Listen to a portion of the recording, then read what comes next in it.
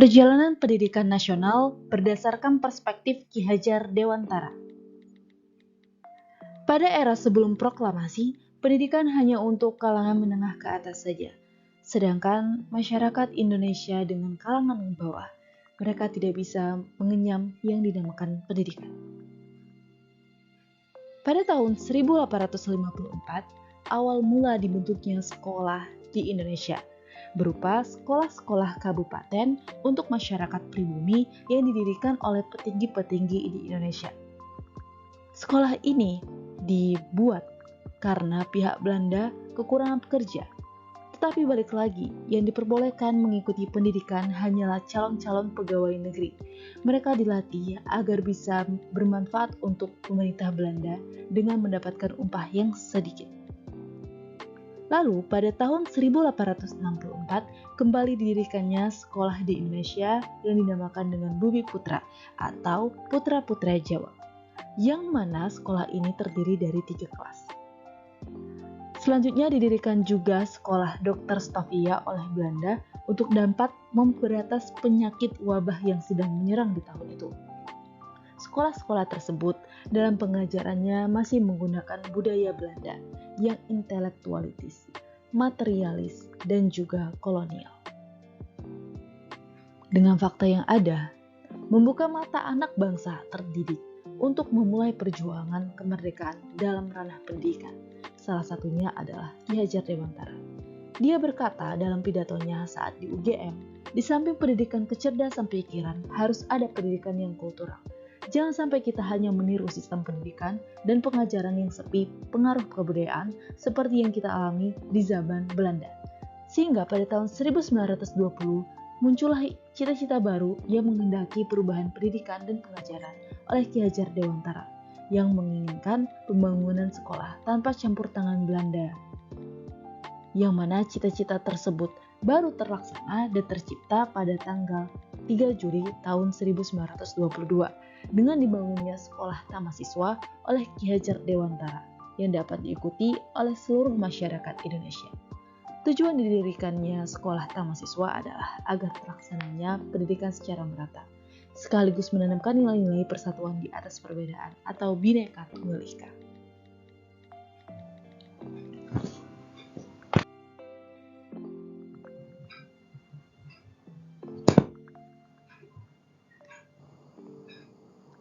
Pendidikan dan pengajaran di dalam Republik Indonesia harus berdasarkan kebudayaan dan kemasyarakatan bangsa Indonesia menuju ke arah kebahagiaan batin serta keselamatan hidup lahir.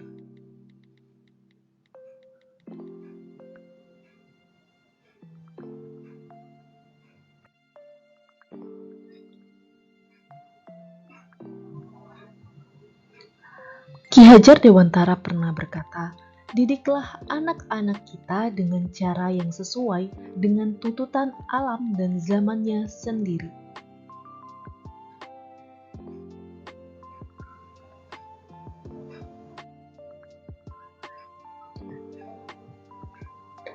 Guru jangan hanya memberi pengetahuan yang perlu dan baik saja, tetapi harus juga mendidik si murid akan dapat mencari sendiri pengetahuan itu dan memakainya guna amal keperluan umum.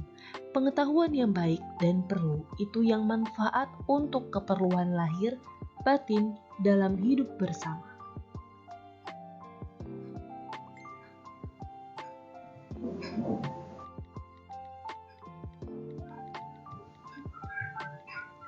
Maksud pengajaran dan pendidikan yang berguna untuk peri kehidupan bersama adalah memerdekakan manusia sebagai anggota persatuan rakyat.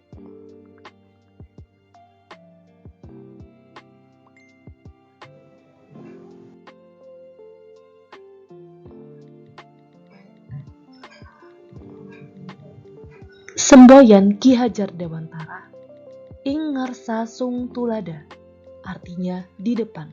Seorang pendidik harus memberi teladan atau contoh tindakan yang baik. Ing madya mangun karsa, artinya di tengah atau di antara murid. Guru harus menciptakan prakarsa dan ide. Tutwuri Handayani, artinya dari belakang. Seorang guru harus memberikan dorongan dan juga arahan.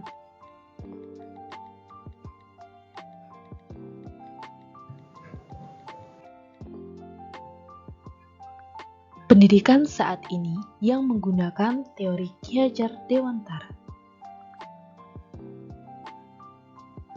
Menurut Ki Hajar Dewantara, pendidikan adalah tempat perkumpulan segala benih-benih kebudayaan yang hidup dalam masyarakat kebangsaan. Dan di zaman sekarang, konteks pembelajaran apapun sudah dikaitkan dengan budaya yang bersifat kontekstual. Saat ini juga pengajaran yang dilakukan sudah terlaksana secara merata. Baik sekolah negeri maupun swasta tetap mengikuti capaian pembelajaran yang sama dan materi yang sama. Ki Hajar Dewantara selalu menuntut pendidikan untuk menanamkan nilai-nilai persatuan di atas perbedaan. Hal ini juga tercermin dalam setiap pembelajaran karena dalam kurikulum Merdeka sudah ada perwujudan profil Pancasila dan materi PKN sebagai penanaman jiwa nasionalisme. Menurut Ki Hajar Dewantara, tujuan dari pendidikan adalah memerdekakan manusia. Definisi merdeka adalah bebas, raga, bahagia. Dan ini juga sudah sesuai dengan kurikulum yang dipakai sekarang, yaitu kurikulum di Merdeka, di mana siswa bebas dalam memilih materi pembelajaran sesuai dengan bidang minatnya dan guru bebas memilih berbagai perangkat ajar yang bisa disesuaikan dengan kebutuhan peserta didik. Dalam pidatonya, Ki Hajar Dewantara juga pernah mengatakan, "Didiklah anak-anak kita dengan cara yang sesuai dengan tuntutan alam dan zamannya sendiri." Hal ini juga sudah dilaksanakan pada pendidikan di zaman sekarang, yang mana sudah mengikuti arus globalisasi dengan memanfaatkan teknologi dalam pembelajarannya.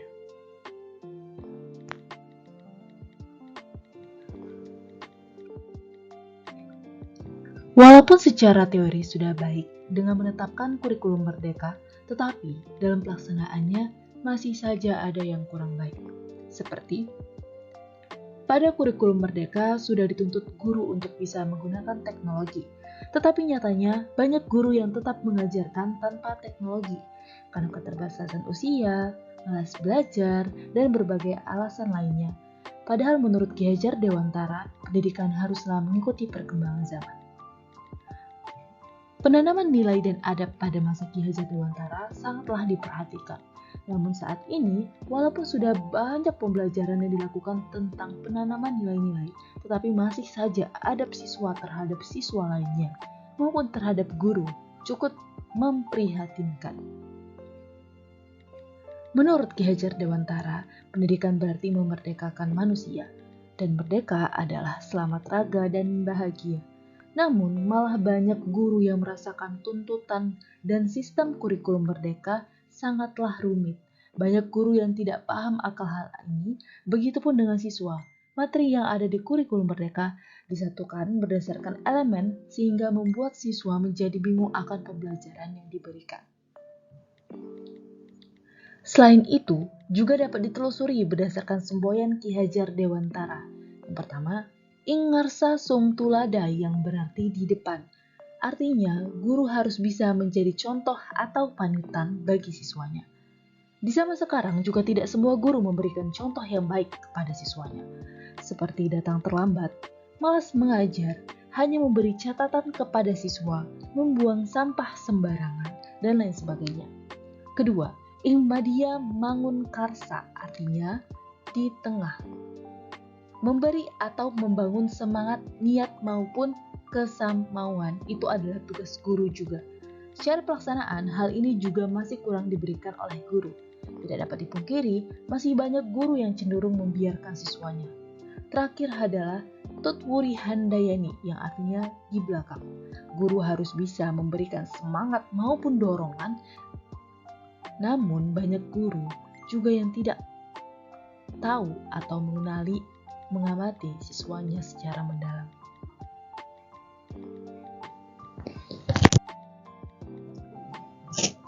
Belenggu pendidikan di Indonesia. Yang pertama seperti aksesibilitas dan kesetaraan.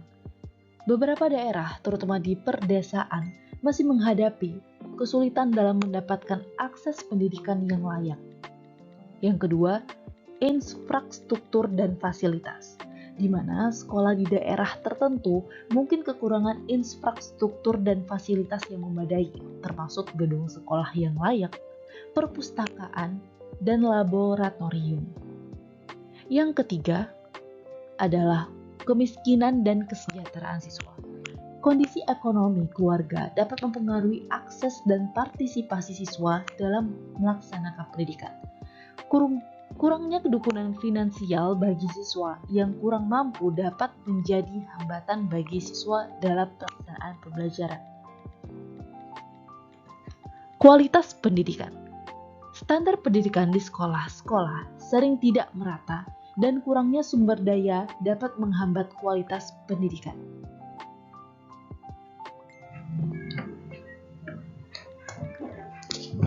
Langkah-langkah melepaskan belenggu di Indonesia.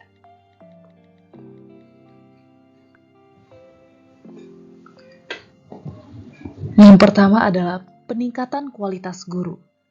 Dengan memberikan pelatihan yang lebih baik dan mendalam kepada guru agar dapat mengembangkan metode pengajaran yang inovatif dan sesuai dengan kebutuhan peserta didik. Pemberdayaan sekolah. Memberikan otonomi yang lebih besar kepada sekolah dalam mengelola sumber daya membuat keputusan pendidikan yang relevan dengan kebutuhan peserta didik di lingkungan sekolah mereka. Selanjutnya adalah teknologi dalam pendidikan, yang mana pengintegrasian teknologi secara efektif dalam proses pembelajaran untuk meningkatkan aksesibilitas dan memperkaya pengalaman belajar. Evaluasi yang berbasis kompetensi. Menggeser fokus evaluasi dari sekedar menghafal menjadi mengukur pemahaman konsep dan penerapan pengetahuan dalam konsep nyata.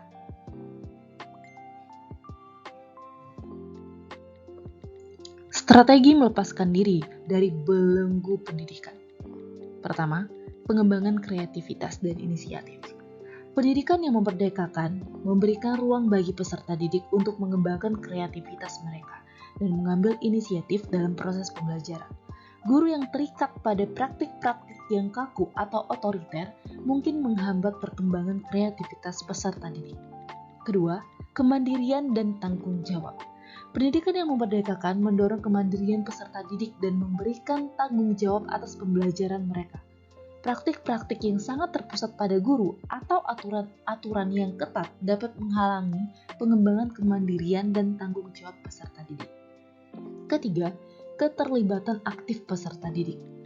Pendidikan yang memerdekakan mendorong keterlibatan aktif peserta didik dalam proses pembelajaran.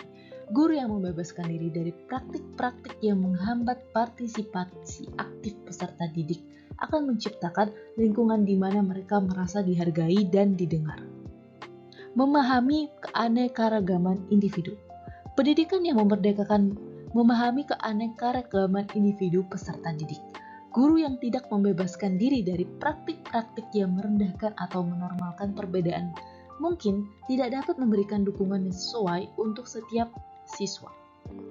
Motivasi dan kepuasan belajar, di mana peserta didik cenderung lebih termotivasi dan puas dengan pembelajaran ketika mereka merasa memiliki kontrol atas prosesnya.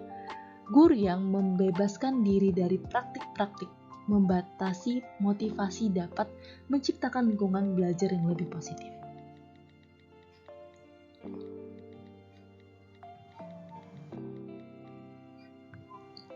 Cara melepaskan diri dari belenggu. Yang pertama dengan melakukan perefleksian diri. Evaluasi secara kritis praktik pembelajaran Anda. Pertanyakan apakah pendekatan tersebut memerdekakan peserta didik atau justru membatasi potensi mereka. Yang kedua, penggunaan teknologi secara efektif. Manfaatkan teknologi sebagai alat bantu pembelajaran yang dapat meningkatkan keterlibatan dan mempersonalisasi pengalaman belajar peserta didik. Ketiga, budaya kelas yang positif. Bangun budaya yang positif dan inklusif, pastikan bahwa setiap peserta didik merasa dihargai, didengar, dan diterima dalam lingkungan pembelajarannya. Selanjutnya, pengembangan keterampilan guru.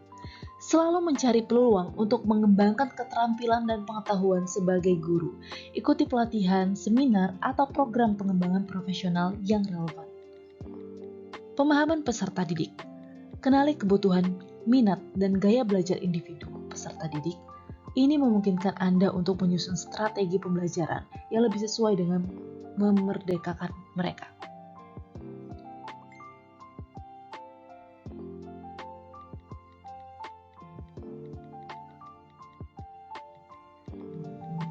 Pendidikan yang berguna adalah pendidikan yang bisa memerdekakan manusia.